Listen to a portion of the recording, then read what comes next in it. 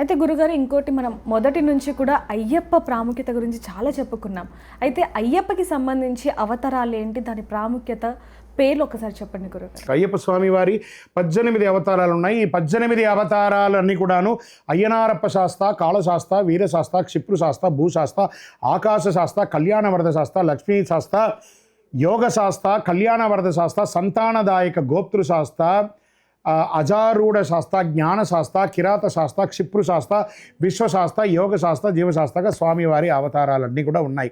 ఈ అవతారాలన్నీ కూడా కేరళ రాష్ట్రంలో అక్కడక్కడ కొన్ని చోట్ల ఉన్నాయి. శబరిమలలో ధర్మశాస్త్రగా ఉన్నారు వారు. ఇంకా తిరుపతిలో బ్రహ్మశ్రీ డాక్టర్ చంద్రమౌళి స్వామి గారు ఈ అన్ని అవతారాలను ఒకటే ప్రాంగణంలో దేవాలయంగా కట్టారు. రైల్వే స్టేషన్ నుండి, బస్టాండ్ నుండి 3 కిలోమీటర్ల దూరంలో, ఓన్లీ 3 కిలోమీటర్స్ దూరంలో జీవలింగేశ్వర స్వామి సన్నిధానం జీవకోణ దగ్గర కపిలి తీర్థానికి దగ్గరలో ఈ దేవాలయం ఉంది. వచ్చి దర్శనం చేసుకోండి. శరణమయ్యప్ప.